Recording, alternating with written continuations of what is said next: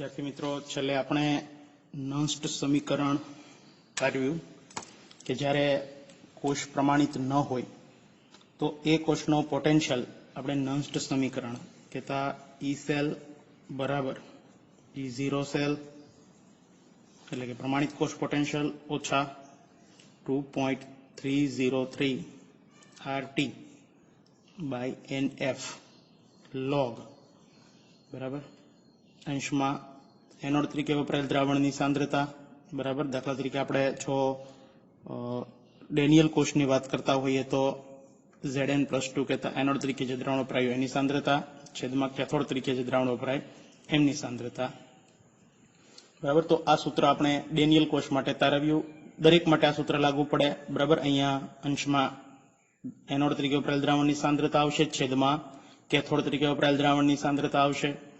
R બરાબર આપણે વાત કરી હતી કે 8.314 બરાબર આપણે મૂલ્ય છે એ લેવાનું થાય, તાપમાન છે 298 કેલ્વિન લેવાનું થશે। N બરાબર આપલે થતા ઇલેક્ટ્રોનની સંખ્યા, F બરાબર 96427 કુલમ પ્રતિ મોલ આપણે મૂલ્ય છે એ લેવાનું હતું અને આ સૂત્રને આપણે શોર્ટમાં કન્વર્ટ કર્યું હતું કે E સેલ બરાબર E0 સેલ કહેતા દરેક મૂલ્યો આપણે આના મૂકી દઈએ તો આની કિંમત થતી હતી 0.059 બાય N બરાબર log અંશમાં એનોડ તરીકે વપરાયેલ દ્રાવણની સાંદ્રતા બરાબર એટલે કે Zn+2 ની સાંદ્રતા છેદમાં Cu+2 ની સાંદ્રતા। આ ડેનિયલ કોષ માટે લાગુ પાડી, અહીંયા કોઈ પણ માટે આપણે લાગુ પાડી શકીએ કે અહીંયા અંશમાં એનોડ, અહીંયા છેદમાં કેથોડ વાળા દ્રાવણની સાંદ્રતા। તો આ સૂત્ર વિશે આપણે વાત કરી હતી, કઈ રીતે સૂત્ર મળ્યું એ પણ આપણે નષ્ટ સમીકરણની અંદર એમની તારવણી કરી હતી। આજે આપણે નષ્ટ સમીકરણ અને સંતુલન અચળાંક Kc બરાબર આ બંને વચ્ચે સંબંધ દર્શાવતું સમીકરણ છે એ મિત્રો મેળવવાનું છે। તો સૌપ્રથમ આપણે દ્રાવણની અંદર સંતુલનની સ્થિતિ કેવી રીતે પ્રાપ્ત થાય બરાબર આ સંતુલન સ્થિતિ વિશે વાત કરશું બરાબર અને એ દરમિયાન થતો ફેરફાર અને સૂત્રો સાથે સાંકળી અને આપણે આગળ ચલાવીએ। તો મિત્રો ડેનિયલ કોષની રચના વિશે આપ સૌ પરિચિત જ છો, તેમની રચના કઈ રીતે હોય છે બરાબર। તો આપણે ડાબી તરફ છે એ એનોડ દર્શાવીએ બરાબર, આ બાજુ કેથોડ વાળું અર્ધકોષ છે દર્શાવતા હોઈએ છીએ બરાબર। આ બાજુ આપણે બંનેની અંદર જે તે દ્રાવણનો ક્ષાર છે તે દ્રાવણનો સળિયો છે એ આપણે ડુબાડતા હોઈએ। જો આપણે ડેનિયલ કોષ લઈને જ જો આપણે ચર્ચા કરવી હોય તો આ દ્રાવણ CuSO4 નો લઈએ, દાખલા તરીકે Cu+2 આયનનો આ સળિયો કોપર ધાતુનો બરાબર। અહીંયા એવું જરૂર નથી કોપર સલ્ફેટ જ હોવું જોઈએ, કોઈ પણ ચાલે। અહીંયા Zn+2 તો આ Zn નો સળિયો, આ બંને સળિયાઓને વોલ્ટ મીટર મારફતે પોટેન્શિયલ માપવા માટે જોડવામાં આવે અને ક્ષાર સેતુ ઉમેરી અને કોષની રચના પૂર્ણ કરવામાં આવે બરાબર। તો અહીંયા આ વોલ્ટ મીટર છે એમની અંદર કંઈક પોટેન્શિયલ છે એ અહીંયા જાણવા મળશે। અહીંયા આપણે વિદ્યુત પ્રવાહ વહે છે બરાબર, એ આપણે અહીંયા કોષ પોટેન્શિયલ દ્વારા નોંધ કરી શકીએ છીએ વોલ્ટ મીટર દ્વારા। હવે મિત્રો કેવું થશે ખૂબ સમજજો કે અહીંયા ઝીંકનો સળિયો ઓગળતો જતો હતો, આપણે વાત કરી હતી, એટલે કે ઝીંકના સળિયાનું રૂપાંતર ઓક્સિડેશન થઈને Zn+2 માં થતું હતું બરાબર। એટલે સતત આ દ્રાવણની અંદર Zn+2 નું દ્રાવણ છે એમાં સતત ને સતત Zn+2 નો વધારો થતો હતો બરાબર। એવી જ રીતે અહીંયા શું થતું હતું કે અહીંયા જે બે ઇલેક્ટ્રોન ઉત્પન્ન થયા એ આ માર્ગે વહી બરાબર અને એ ઇલેક્ટ્રોન આ સળિયા મારફતે દ્રાવણમાં ઉતરતા હતા।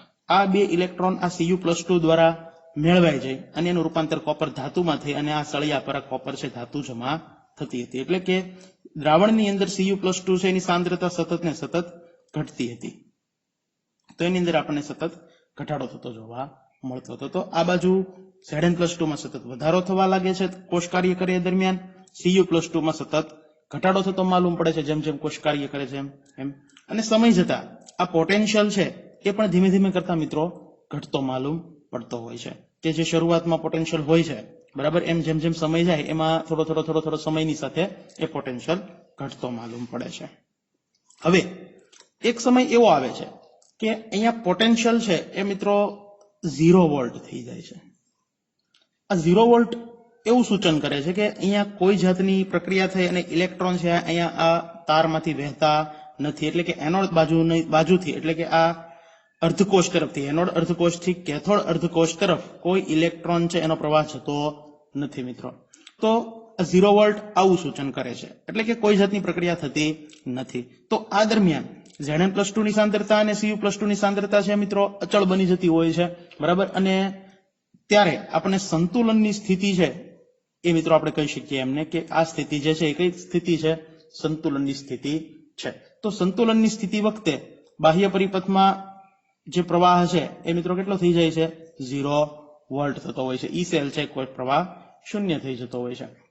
જો સંતુલન સ્થપાયું એ સમયે જો આપણે નષ્ટ સમીકરણ છે આ કોષને લાગુ પાડીએ, બરાબર, સંતુલન સ્થિતિ જે આવી ગઈ છે આ સ્થિતિ માટે નષ્ટ સમીકરણ લાગુ પાડીએ મિત્રો, તો આપણે લખી શકીએ કે નષ્ટ સમીકરણ આ મુજબ હતું કે ઈ સેલ બરાબર E0 cell minus 0.059 by n log અંશમાં Zn+2 ની સાંદ્રતા એટલે કે એનોડ વાળા દ્રાવણની સાંદ્રતા છેદમાં કેથોડમાં જે દ્રાવણ ભરવામાં આવ્યું છે એમની સાંદ્રતા. તો આપણે આવી રીતે આ કોષ માટે નષ્ટ સમીકરણ છે એ લખી શકીએ છીએ મિત્રો. અહીંયા તમે આખું પણ લખી શકો છો કે 2.303 ગુણ્યા r ગુણ્યા t છેદમાં n f, પણ આપણે અહીંયા દરેકની કિંમત છે એ મૂકી અને સીધું આપણા શોર્ટમાં સૂત્ર વાપર્યું છે. હવે મિત્રો આપણે જાણીએ છીએ કે ઈ સેલ અહીંયા સંતુલનની સ્થિતિ છે એટલા માટે આ શૂન્ય થઈ ગયો છે, એટલે કે ઈ સેલ બરાબર લખી શકીએ આપણે 0 અને E0 સેલ આપણે જાણીએ છીએ કે એ ફિક્સ મૂલ્ય હોય છે અને ડેનિયલ કોષ માટે તેનું મૂલ્ય છે 1.1 વોલ્ટ માઇનસ 0.059 છેદમાં n કે અહીંયા આપલે થતા ઇલેક્ટ્રોનની સંખ્યા હતી 2. Zn+2 ઝીંકનું રૂપાંતર Zn+2 માં થતું હતું, 2 ઇલેક્ટ્રોન છૂટા પડતા હતા. આ 2 ઇલેક્ટ્રોન છે એ તાર મારફતે દ્રાવણમાં ઉતરીને રેડોક્સ પ્રક્રિયા સંપૂર્ણ થતી હતી આવી રીતે. તો n ની કિંમત થશે અહીંયા 2 અને log. હવે મિત્રો ખાસ સમજો કે આ Zn+2 એના છેદમાં Cu+2 ની સાંદ્રતા અચળ બની છે, જેને આપણે કહી દઈશું સંતુલન અચળાંક Kc, બરાબર. તો આ રીતે આપણે આખું સૂત્ર છે લખી શકતા હોઈએ છીએ. હવે મિત્રો જો આપણે અહીંથી આપણે log Kc ને કરતા બનાવવાના છે તો આપણે સંતુલન અચળાંકની ગણતરી કરી શકશું. તો આખું મૂલ્ય આ બાજુ લઈ લઈએ, બરાબર. તો શું થશે? તો કે જો 1.1 વોલ્ટ બરાબર 0.059 બાય 2 log Kc આમ આપણે લખી શકીએ. હવે log Kc ને કરતા બનાવવા હોય તો અહીંયા છે એટલે એમની સાથે ગુણાઈ જશે, આ એમના છેદમાં આવી જશે. તો log Kc છે કરતા બની ગયા. તો log Kc બરાબર અહીંયા બંને વચ્ચે ગુણાકારનો સંબંધ છે, તો log Kc બરાબર થશે 1.1 વોલ્ટ એને ગુણ્યા 2 છેદમાં 0.059. તો જો આપણે 1.1 ને 2 વડે ગુણી અને 0.059 વડે ભાગવામાં આવે તો કેટલા થશે? તો કે 1.1 ગુણ્યા 2 ભાગ્યા 0.059 એટલે કે થશે 37.288. એટલે કે log Kc બરાબર 37.288. જો આપણે Kc ને કરતા બનાવવો હોય log દૂર કરવો હોય તો આ બાજુ એન્ટી log લેવો પડે મિત્રો. તો એન્ટી log એટલે કે Kc બરાબર થશે એન્ટી log ઓફ 37.288. તો Kc બરાબર થશે કે 37.288 નો જો એન્ટી log જોવામાં આવે તો પોઈન્ટ પહેલા જે હોય 10 ની ઘાત રૂપે મૂકી દેવાના, એટલે કે 10 ની 37 ઘાત. હવે 0.28 નું 8 ની અંદર જો એન્ટી log તપાસવામાં આવે તો એ મિત્રો આપણને કેટલો મળશે જોઈએ આપણે.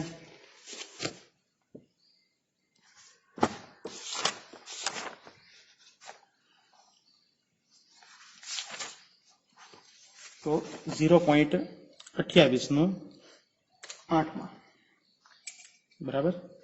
તો આ 0.28 એન્ટી log એનું 8 માં મૂલ્ય એટલે કે અહીંયા. તો એ છે મિત્રો 1941. તો 19, 41 અને 1 પછી આગળ પોઈન્ટ કાપવો પડે. તો આ થઈ ગયું એનો એન્ટીલોગ. તો 1.941 ગુણ્યા 10 ની 37 ઘાત. 1.9 ને આપણે એપ્રોક્સિમેટલી 2 પણ કહી શકીએ, એટલે કે 2 ગુણ્યા 10 ની 37 ઘાત. તો Kc નું મૂલ્ય છે એ મિત્રો આપણને પ્રાપ્ત થઈ ગયું. તો આપણે આવી રીતે કોઈ પણ કોષ હોય તો એમના માટે સંતુલન અચળાંક ઘણી વખત ગણી ન શકતા હોઈએ, તો આ પદ્ધતિનો ઉપયોગ કરી અને આપણે સંતુલન અચળાંક છે એ મિત્રો આપણે ગણતરી કરી શકતા હોઈએ છીએ. તો આવા એક્ઝામ્પલો છે એ આપણે અલગ અલગ પ્રકારના ઘણા બધા જોવાના છે. તો આપણે જો એન્ટીલોગ માટેનું સૂત્ર જો શોર્ટમાં લખીએ, બરાબર, તો આપણે આવું કહી શકીએ કે એન્ટીલોગ માટેનું સૂત્ર શું બનશે? શોર્ટમાં ખૂબ યાદ રાખવાનું છે, પેલા માટેનું સંતુલન અચળાંક માટેનું. તો log Kc બરાબર E0 સેલ ગુણ્યા n ભાગ્યા 0.059. તો આ સૂત્ર મિત્રો દરેકે પાકું કરવાનું છે કે આ સૂત્રની મદદથી આપણે સંતુલન અચળાંકની ગણતરી કરી શકીએ છીએ. કોઈ પણ કોષ હોય એમનો E0 સેલ, આપણે થતા ઇલેક્ટ્રોનની સંખ્યા અને આના આપણે ભાગવામાં આવે અને ત્યારબાદ જે મૂલ્ય મળે એનો એન્ટીલોગ કરી નાખીએ તો આપણને Kc ની કિંમત છે મિત્રો પ્રાપ્ત થશે. તો આવા ઘણા બધા એક્ઝામ્પલો પણ છે જે આપણે ગણીએ, બરાબર. અને આવા નીટની અંદર પણ ઘણા બધા એક્ઝામ્પલો પૂછી શકાય છે, તો એમને ચર્ચા પણ આપણે કરવાની છે. તો નષ્ટ સમીકરણ અને સંતુલન અચળાંક સાથે નષ્ટ સમીકરણનો સંબંધ એ આપણા ટોપિક અહીંયા પૂર્ણ કરીએ છીએ. આ આધારિત ઘણા બધા લોટ્સ ઓફ MCQ તથા ઉદાહરણો, એક્ઝામ્પલો, દાખલાઓ એ બની શકે છે. ગુજકેટ નીટની અંદર પૂછાઈ શકે છે, જીમાં પૂછાઈ શકે છે, બોર્ડની અંદર પણ 3 માર્ક્સ, 4 માર્ક્સ, 2 માર્ક્સની અંદર છે એ પૂછાતા આવ્યા છે. MCQ રૂપે પણ આ એક્ઝામ્પલો છે પૂછી શકાય છે. તો આપણે કેટલાક એક્ઝામ્પલો છે એમની પ્રેક્ટિસ કરીએ કે જે નષ્ટ સમીકરણ આધારિત છે. તો એક એક્ઝામ્પલ આપણે જોઈએ કે એ કોષ દર્શાવો કે જેમાં નીચેની પ્રક્રિયા થાય છે. તો Mg વત્તા 2Ag+, તો અહીંયા Ag+ ની સાંદ્રતા છે 0.0001 મોલર અને એમાંથી બને છે Mg+2 + 2Ag, જ્યાં Mg+2 ની સાંદ્રતા છે 0.130 મોલર. એટલે કે આપણને અહીંયા રેડોક્સ પ્રક્રિયા છે મિત્રો આપી દીધેલી છે અને આપણા કોષને સાંકેતિક નિરૂપણ કેવી રીતે કરી શકીએ એ આપણે સૌપ્રથમ દર્શાવવાનું છે. તો આપણે આ કોષનું સાંકેતિક નિરૂપણ કરીએ, તો દર્શાવીએ ટૂંકમાં.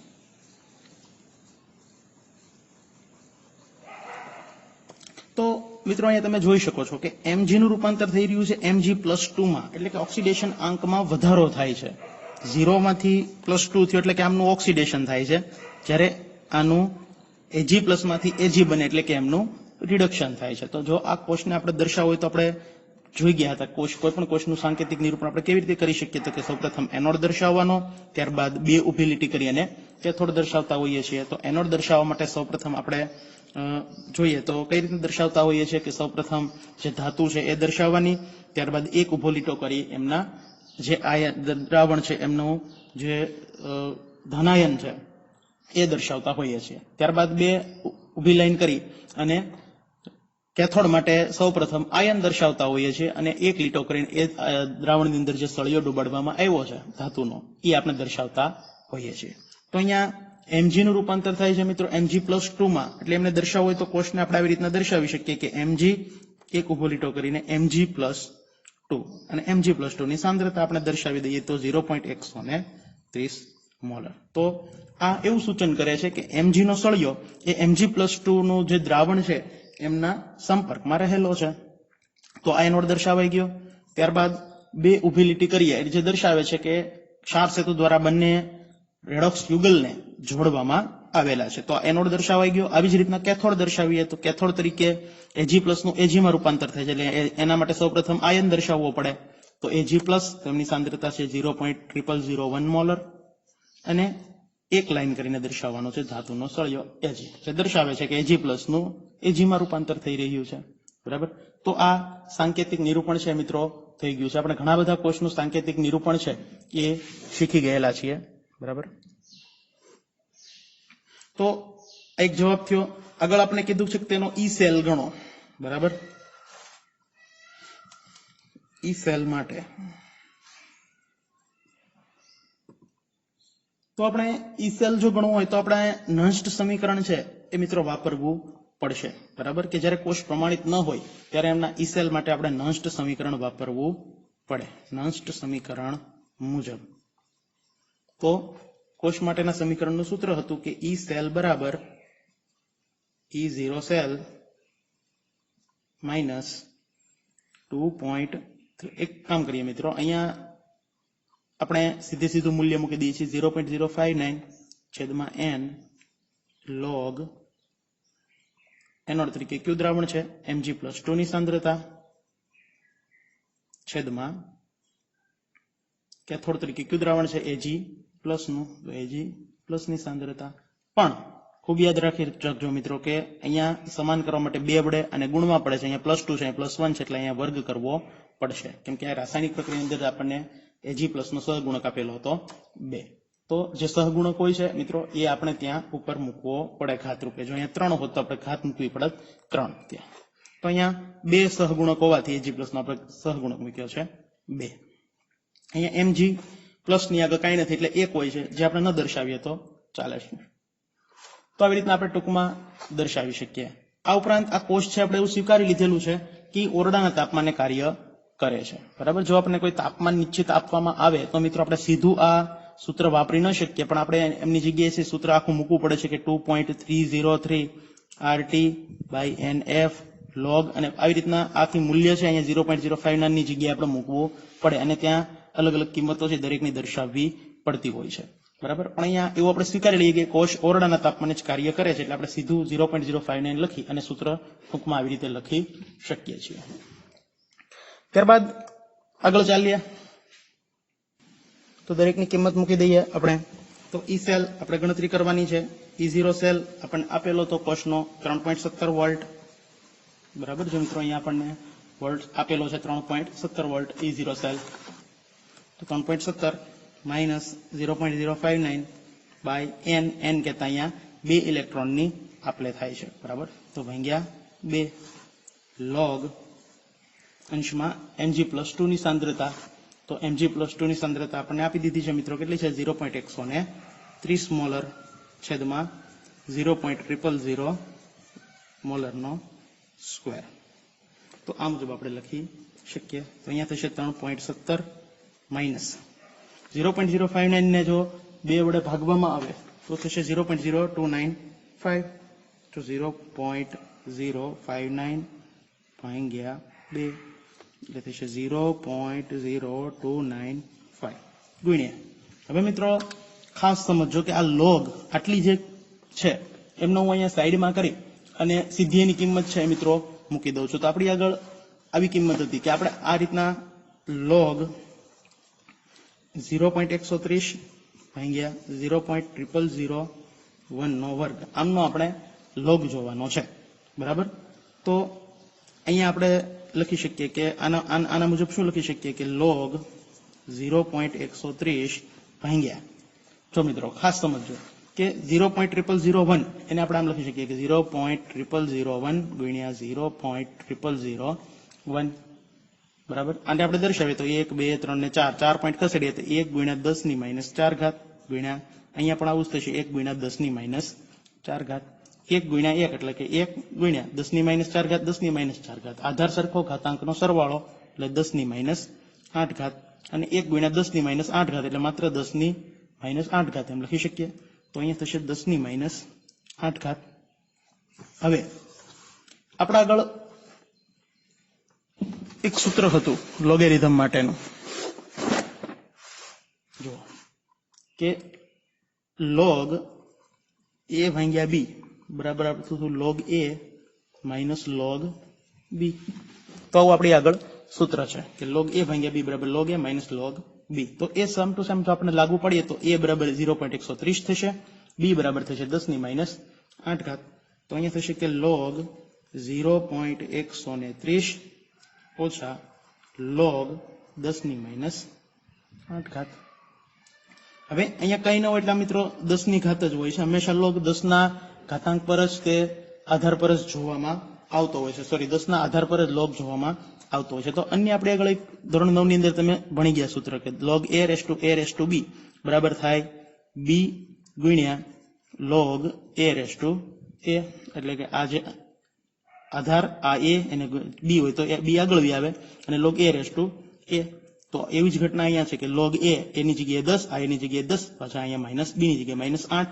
તો આ સૂત્ર જો આપણે લાગુ પાડીએ તો અહીંયા શું થશે, તો -8 ગુણ્યા હવે આ log a raise to a, 1 minute, એટલે કિંમત થઈ જશે 1, એટલે કે 2 ગુણ્યા b ગુણ્યા 1 એટલે ખાલી b. તો આની બરાબર આપણે લખી શકીએ ખાલી b. log a raise to b બરાબર શું લખી શકીએ ખાલી b. તો અહીંયા log 10 ની 10 ઘાત -8 ઘાત, તો આની જગ્યાએ આપણે માત્ર શું લખી શકશું, b બરાબર 10 ની -8 ઘાત.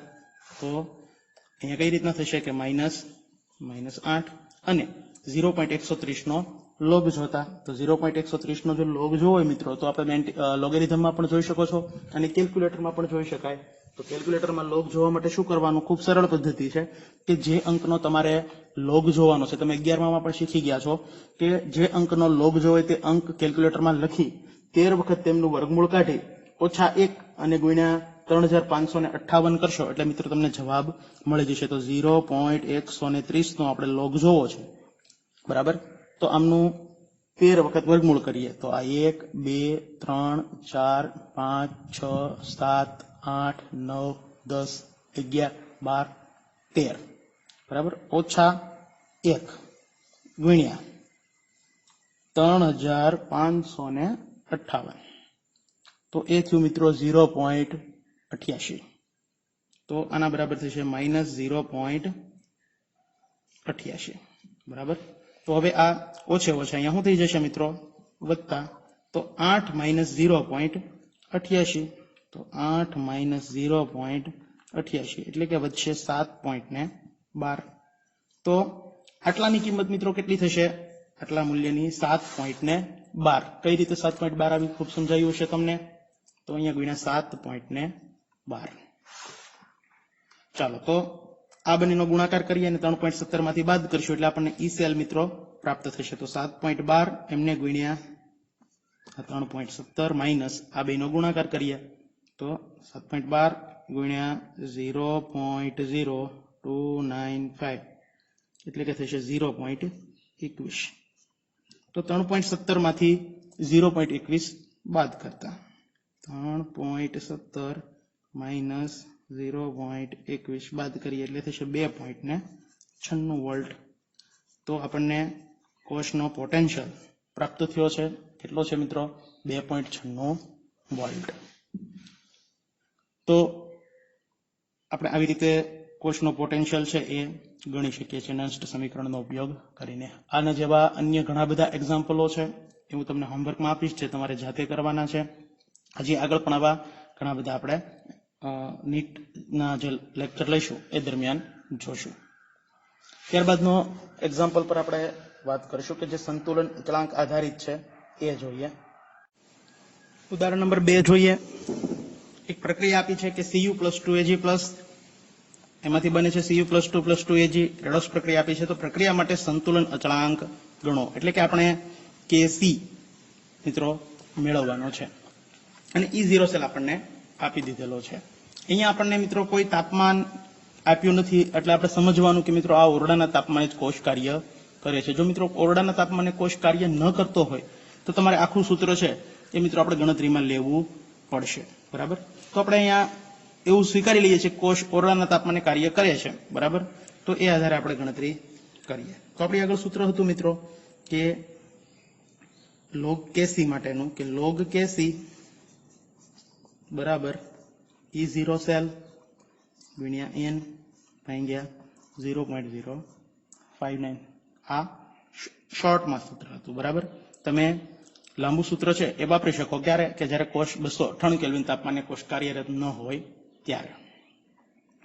તો કિંમત મૂકીએ તો આપણે Kc મેળવવાનો છે. તો તેથી log Kc બરાબર થશે E0 સેલ આપણને આપી દીધો છે 0.46 વોલ્ટ ગુણ્યા n. n માટે શું કરશું મિત્રો, તો કે જો અહીંયા આપણને આવી રીતના આપ્યું કે Cu માંથી બને છે Cu+2 ઇલેક્ટ્રોન. આ પ્રક્રિયા એનોડ પર થતી હશે. કઈ રીતે કહી શકાય, તો કે જો અહીંયા મિત્રો ખાસ સમજો કે Cu નું રૂપાંતર થાય છે Cu+2 માં, એટલે કે આ ઓક્સિડેશનની પ્રક્રિયા.